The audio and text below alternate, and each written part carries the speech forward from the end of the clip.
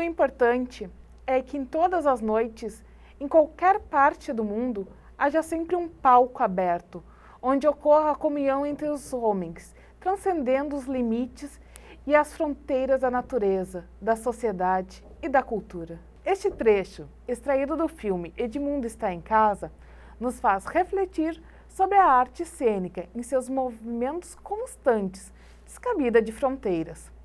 Esta temporada quer provocar para compreender a arte em movimento. O convidado de hoje ele é Laédio Martins, ator, diretor, professor, pesquisador das artes cênicas. Mas hoje irei optar por defini-lo através do todo. Laédio é o fazedor de arte de Santa Maria. Uau! Bom, Laédio, eu vou começar essa nossa conversa, que vai ser bastante provocativa, te provocando com um trecho do Bertolt Brecht, que eu vou ler agora. Vocês, artistas que fazem teatro, em grandes casas, sob sóis artificiais, diante da multidão calada, procurem, de vez em quando, o teatro que é encenado na rua, cotidiano, vário e anônimo, mas tão vívido, terreno, nutrido da convivência dos homens, o teatro que se passa na rua. Como você percebe a relação do teatro com o ordinário dos nossos dias?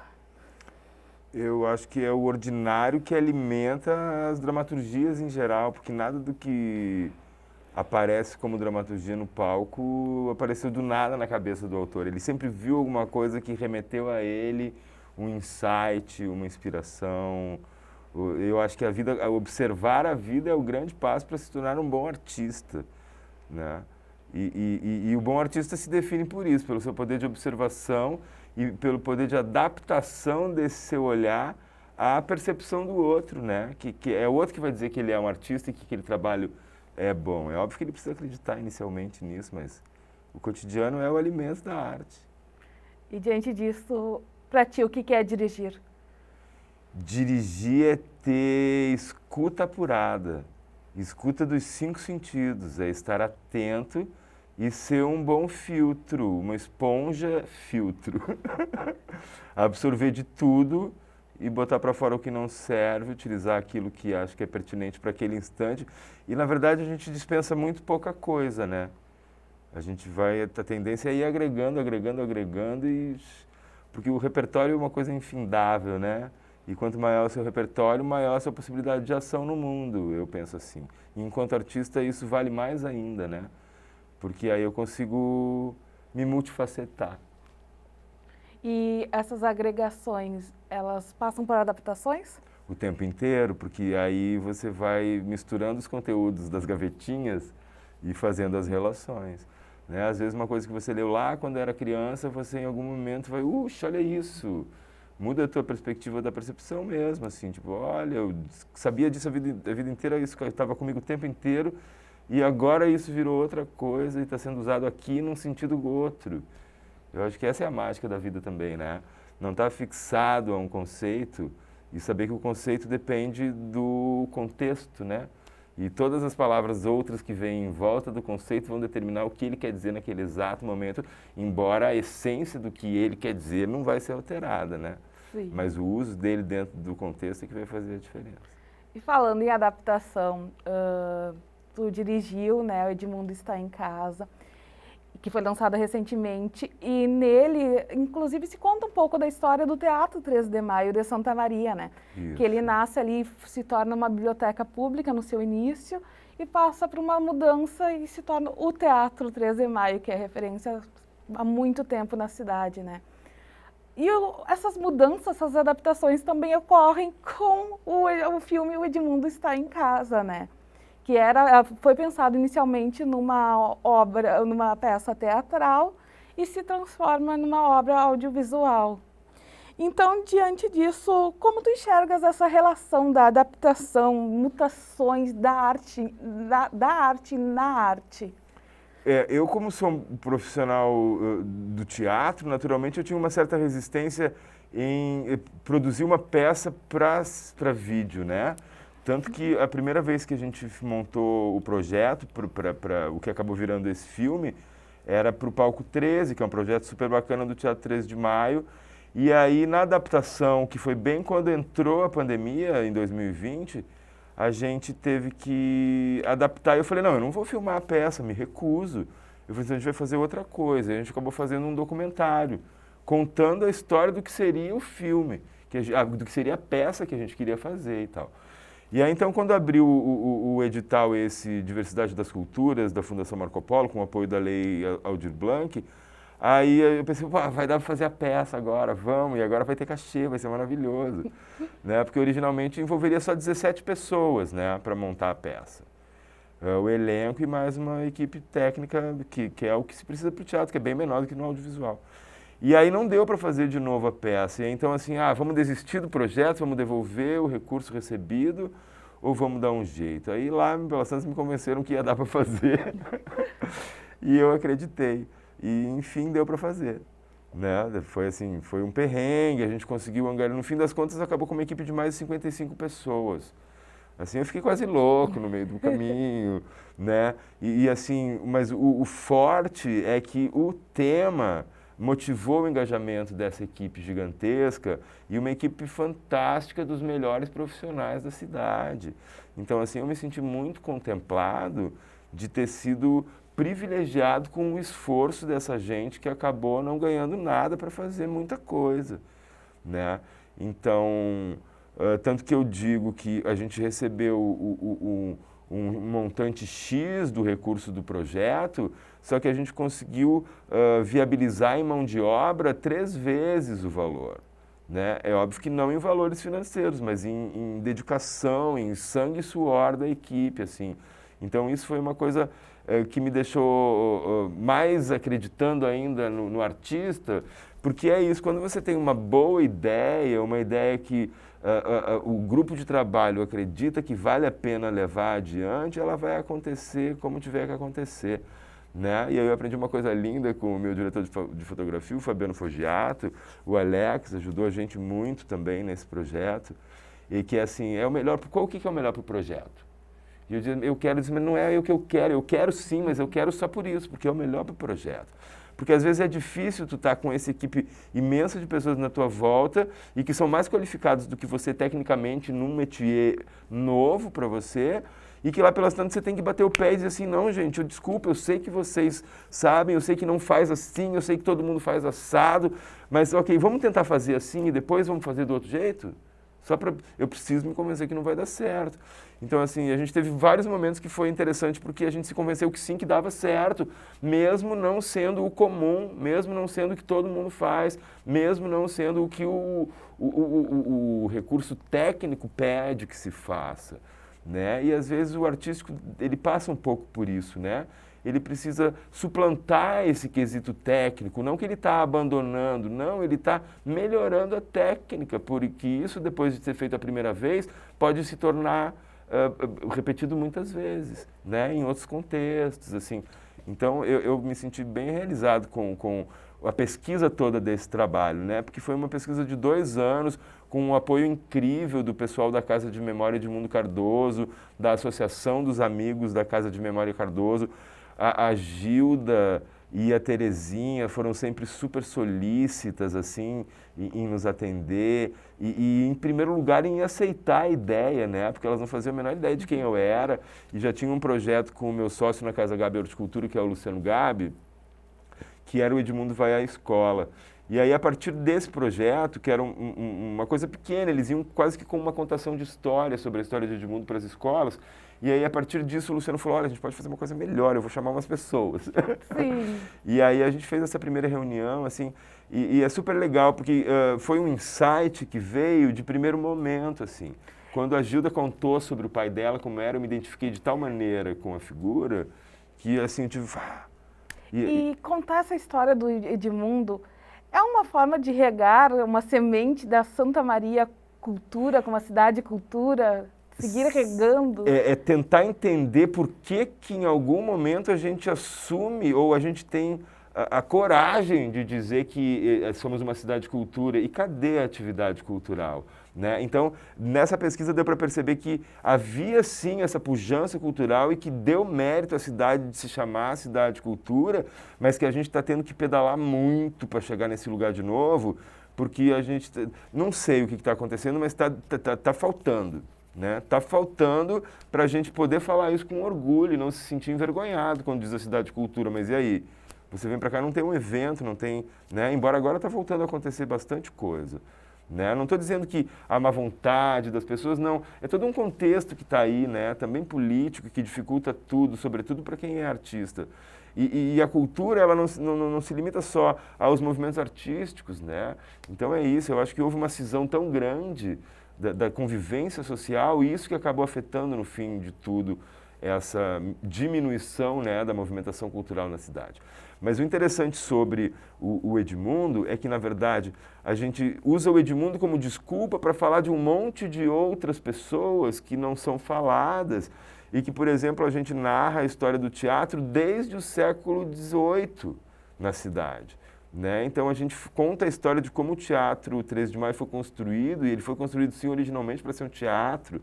E todo o resto da ocupação que aconteceu dentro daquele edifício é porque não é fácil manter um teatro aberto, sobretudo quando você é um amante do teatro, ou um amador do teatro, como se diz, no bom sentido. Né? E aí o poder que tem a Escola de Teatro de Leopoldo Frois é isso, é a manutenção desse movimento no centro da cultura da cidade, e como uma coisa importante, que tinha um engajamento de poder público, de iniciativa privada, né? Mas tinha todo esse respaldo dos profissionais que faziam isso. Né? E eles não eram artistas, todos eles eram outros e faziam aquilo porque eram amadores. E quais foram as tuas descobertas durante esse processo, desse projeto do Edmundo Está em Casa? Nossa, que o teatro foi construído com as pedras da igreja. Isso para mim fez uma coisa louca. Né? Eu falei, gente, olha que maravilha que é isso.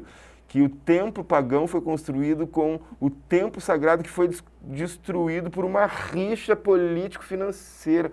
Então isso é tão legal, sabe? De pegar que o templo pagão das artes foi construído com as pedras da igreja matriz que deu ruim. Tipo assim. E aí é isso, fica claro que tudo é disputa política o tempo inteiro, né? Então, mas isso significou para mim por essa questão subversiva até da arte, né? Subversiva no bom sentido, não terrorista, mas subversiva naquilo que eu falava da técnica, que ela precisa ser melhorada e ser transformada, porque os novos tempos eles pedem isso. Né? E se você está fixado num bloco de cimento, você não vai conseguir se adaptar, a menos que alguém tenha força para te rolar morro abaixo. Aí tu vai dar umas aparadas, né? Nas cantoneiras. Falando do que esses novos tempos cobram, e às vezes o tempo todo, você acha que o teatro ele tem um papel social? E qual é o papel social do teatro? Olha, o papel social é uma pergunta difícil essa, mas com certeza ele tem um papel social de tirar como chama? As viseiras, ou de minimizar os bloqueios da visão e da percepção, sabe? É amplificar os sentidos, é mostrar um novo ponto de vista, é tirar a pessoa do bloco de cimento. Né? Tipo, é entalhar uma escultura num bloco de cimento. Teatro é teimosia? Teatro é teimosia, é resistência, é vida que brota todo dia. E quais foram as tuas teimosias? O cenário, a cena do Procópio Ferreira com o Edmundo Cardoso, que não é assim que se faz, ninguém faz desse jeito, não dá. Eu falei, gente, por favor, vamos tentar. E ficou super legal, foi um resultado super legal. Agora, o cenário foi realmente a minha teimosia, né? Os cubos, porque são cubos gigantes, eles têm 70 centímetros por 70 centímetros, e mais os tipos, né, que também são em escala gigante, que um tipo de tipografia ele tem, sei lá, 2 centímetros, esses têm 70 também, 70. Então, e assim, foi muito dinheiro, quem mais levou dinheiro foi o cara que fez o cenário.